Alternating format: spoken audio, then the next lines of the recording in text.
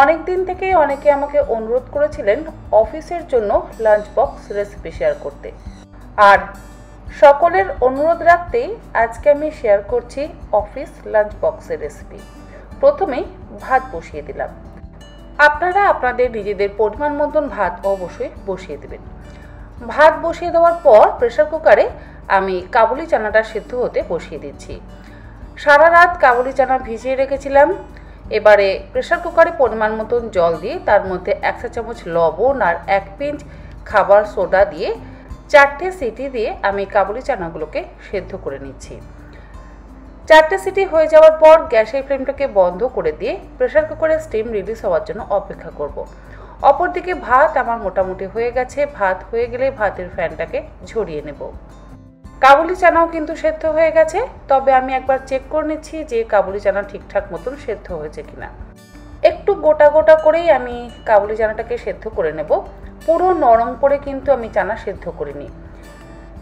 চানা মশলা বানানোর জন্য যেরকম আমরা নরম করে ছোলা বা চানা সেদ্ধ করি, তার থেকে একটু শক্ত রেখে আমি ছোলা বা চানাটাকে সেদ্ধ করে নিলাম। সেদ্ধ করে নেওয়া চানা বা ছোলাটাকে আলাদা করে রেখে দিচ্ছি। ভাতও আমার সেদ্ধ হয়ে গেছে, ভাতের ফ্যানটাকে ঝরিয়ে নিচ্ছি। আর চানাটাকে আমি জল থেকে তুলে আলাদা একটা পাত্রের মধ্যে রেখে দেব। জলের মধ্যে বেশিক্ষণ রাখলে তাহলে আবার একটা জল জলে ভাব তৈরি হয়ে যায়। সেই জন্য জল থেকে তুলে নিয়ে যদি একটু ফ্যানের হাওয়ার মধ্যে রেখে দেন তাহলে ভালো হবে।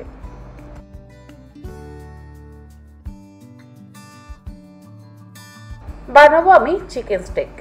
তার জন্য নিয়েছি দুটো বোনলেস চিকেনের ব্রেস্টের পিস। ভালো করে ধুয়ে পরিষ্কার করে রাখা আছে।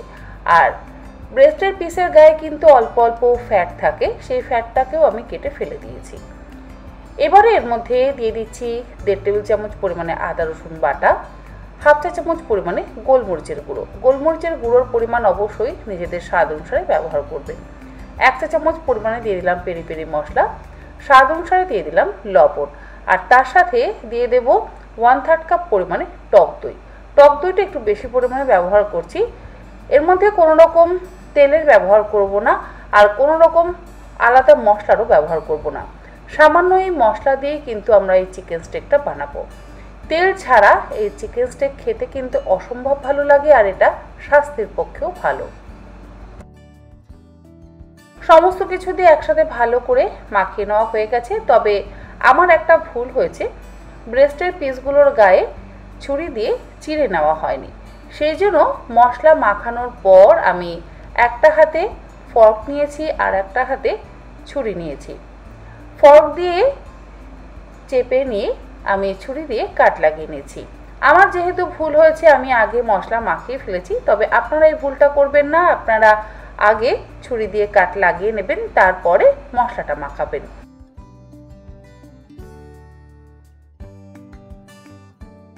যদি কাট লাগিয়ে নেওয়া না হয় তাহলে চিকেনের মধ্যে মশলা ঢুকবে না। চিড়ে নেওয়ার পর এবারে চামচের সাহায্যে আমি ওই চিড়ে নেওয়া জায়গার মধ্যে মশলাগুলোকে দিয়ে দিলাম। তারপরে ঢাকা দিয়ে গ্যাসের ফ্লেমটাকে লোতে করে দিয়ে ধীরে ধীরে চিকেনটাকে সেদ্ধ করে নেব।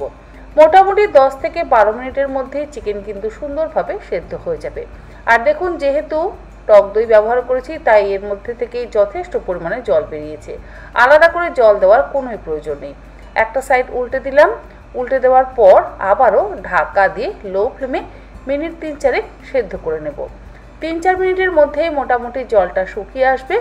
আর জলটা পুরোপুরি কিন্তু শুকনো করব না, একটু যাতে মাখা মাখা থাকে সেই পর্যন্ত আমরা সেদ্ধ করে নেব। আর অল্প গ্রেভি থাকতে থাকতে গ্যাসের ফ্লেমটাকে বন্ধ করে দেব।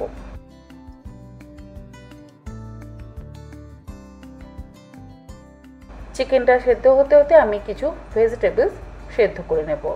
একটা পাত্রের মধ্যে দিয়ে দিলাম বেশ কিছুটা পরিমাণে জল। অপরদিকে কিছু সবজি আমি কেটে নিয়েছি, আর সবজিগুলোকে এরকম লম্বা লম্বা করে কেটে নিয়েছি। একটা মিডিয়াম সাইজের গাজর লম্বা লম্বা এবং অল্প মোটা করে কেটে নিয়েছি। 8-10টা বিনসও আমি এরকম লম্বা করে কেটে নিয়েছি। তার সাথে রয়েছে কিছু সুইট কর্ন আর রয়েছে কিছু চেরি টমেটো। এমন নয় যে চেরি টমেটো থাকতেই হবে, যদি চেরি টমেটো না থাকে তাহলে আপনারা অ্যাভয়েডও করতে পারেন। যদি আপনার কাছে ব্রোকলি থাকে তাহলে আপনারা ব্রোকলিও কিন্তু ব্যবহার করতে পারেন। জলটা অল্প গরম হয়ে যাওয়ার পর আমি প্রথমেই গাজর আর বিনসগুলোকে দিয়ে দেব, সুইট কর্ন পরে দেব। অপরদিকে দেখুন চিকেনের ব্রেস্টের পিস কিন্তু আমাদের সেদ্ধ হয়ে গেছে, আর অল্প অল্প গ্রেভিও আছে। এইরকম গ্রেভি রাখলেই যথেষ্ট। মিনিট 3 আমি বিনস আর গাজরটাকে সেদ্ধ করে নেওয়ার পর সুইট কর্নটাও দিয়ে দিলাম। সুইট কর্ন দিয়ে আরও মিনিট 2-3 সেদ্ধ করে নিলেই আমাদের সবজি কিন্তু সেদ্ধ হয়ে যাবে। সেদ্ধ করে নেওয়া চিকেনটা আমি একটা আলাদা পাত্রের মধ্যে রেখে দিলাম, আর ফ্রাই প্যানে যেটুকু গ্রেভি আছে তার মধ্যে দিয়ে দেব পরিমাণ মতন ভাত। ফ্রাই প্যানে যতটা পরিমাণে গ্রেভি রয়েছে সেই ফ্রাই প্যানের মধ্যে দিয়ে দেব আমার যতটা পরিমাণে লাঞ্চ বক্সে ভাত দেব ততটা পরিমাণে ভাত। আপনারা আপনাদের পরিমাণ মতন ভাত কিন্তু ব্যবহার করবেন। ভাতটাকে দিয়ে গ্রেভির সাথে খুব ভালো করে মিশিয়ে নেব। এতে কি হবে, খাওয়ার সময় কোনো শুকনো ভাব আসবে না, আর ভাতটা শুধু শুধুও লাগবে না, মানে কোনো রকম ঝোল নেই বা কোনো মশলা নেই সেটাও মনে হবে না। আর এর মধ্যে কোনো রকম তেলের ব্যবহার তো আমি একেবারেই করিনি। মাংসের থেকে যেটুকু তেল বেরিয়েছে আর টক দইয়ের থেকে যেটুকু তেল বেরিয়েছে তাতেই ভাতটা তৈরি হয়ে যাবে। আলাদা করে তেল ব্যবহার করার প্রয়োজন নেই। তবে যদি আপনাদের মনে হয় তাহলে আপনারা অল্প একটু বাটার অবশ্যই ব্যবহার করতে পারেন। সবজিগুলো আমার সেদ্ধ হয়ে গেছে, গ্যাসের ফ্লেমটাকে বন্ধ করে দিলাম। আমি খুব সামান্য পরিমাণে একটু বাটার দিলাম, ছোট ছোট 2 কিউব বাটার দিলাম। বাটার আপনারা চাইলে দিতেও পারেন, আবার চাইলে নাও দিতে পারেন। যারা হেলদি ফুড খেতে চান তারা বাটারটাকে স্কিপ করতে পারেন। বাটারের জায়গায় অলিভ অয়েলও ব্যবহার করতে পারেন। আবার কোনো কিছু না দিলেও কিন্তু কোনো সমস্যা নেই। আমি অল্প বাটার দিলাম আর সামান্য একটু লবণ ব্যবহার করলাম। এরপরে খুব ভালো করে মিশিয়ে নিয়ে আলাদা করে রেখে দেবো। আর গ্যাসের ফ্লেমটা অলরেডি বন্ধ করে দিয়েছি। খুব বেশিক্ষণ সময় ধরে ভাতটাকে ভাজা ভাজা করবার প্রয়োজন নেই। আপনারা চাইলে বাসি ভাত দিয়েও কিন্তু অবশ্যই করতে পারেন। অনেক সময় হয় না, সকালে টিফিন দিতে হবে, রাতে ভাত বেঁচে গেছে, সেই বেঁচে যাওয়া ভাত দিয়েও আপনারা এই প্রসেসটা অবশ্যই করতে পারেন। ভাতটা হয়ে যাওয়ার পর তুলে একটা আলাদা পাত্রের মধ্যে রেখে ঠান্ডা করে নেব। ওই একই ফ্রাই প্যানের মধ্যে দিয়ে দিচ্ছি ছোট 1 কিউব বাটার। আবারও বলছি, বাটারের জায়গায় আপনারা চাইলে অলিভ অয়েলেরও ব্যবহার করতে পারেন। বাটারটা মেল্ট হয়ে গেলে এর মধ্যে আমরা সেদ্ধ করে নেওয়া সবজিগুলো দিয়ে দেব। সামান্য একটু লবণ দিলাম আর সামান্য পরিমাণে একটু গোলমরিচের গুঁড়ো দিচ্ছি, আর 6-7টা চেরি টমেটো দিয়ে দিলাম। এবারে গ্যাসের ফ্লেমটাকে লোতে করে দিয়ে জাস্ট 2 মিনিট একটু ভাজা ভাজা করে নিচ্ছি। খুব বেশিক্ষণ সময় ধরে ভাজবার কিন্তু একেবারেই প্রয়োজন নেই। ফ্রাই প্যানে যেটুকু মশলা ছিল সেই মশলার মধ্যেই আমরা এই সবজিগুলোকে ভেজে নিলাম। গ্যাসের ফ্লেমটাকে বন্ধ করে দিয়েছি। মোটামুটি আমাদের টিফিনের প্রিপারেশন কিন্তু তৈরি। এবারে লাঞ্চ বক্সটা প্যাক করব। আমি একটা বেন্টো লাঞ্চ বক্স ব্যবহার করছি। আপনারা আপনাদের বাড়িতে যে রকম লাঞ্চ বক্স আছে তাতেই কিন্তু এই খাবার দাবারগুলো প্যাক করতে পারেন। আর যদি এই ধরনের বেন্টো লাঞ্চ বক্স কিনতে চান তাহলে আপনারা অনলাইন থেকে অবশ্যই পারচেস করতে পারেন। বড় পোর্শনে আমি দিয়ে দিচ্ছি আমাদের মশলা ভাত। 90 থেকে 100 গ্রাম পরিমাণে ভাত আপনারা অবশ্যই লাঞ্চে নিতে পারেন। আর তার সাথে দিয়ে দেব চিকেন স্টেক। চিকেন স্টেকটাকে আমি একটু টুকরো করে কেটে নেব যাতে আমাদের লাঞ্চ বক্সে প্যাক করতে সুবিধা হয়। যতটা ভাত করেছিলাম সবটা ভাত কিন্তু আমি দিচ্ছি না, 100 গ্রাম ভাত আমি দিলাম। আর চিকেন স্টেকটাকে আমি ছুরি দিয়ে কেটে নিচ্ছি। চিকেনও দিলাম আমি ওই 90 থেকে 100 গ্রাম পরিমাণে।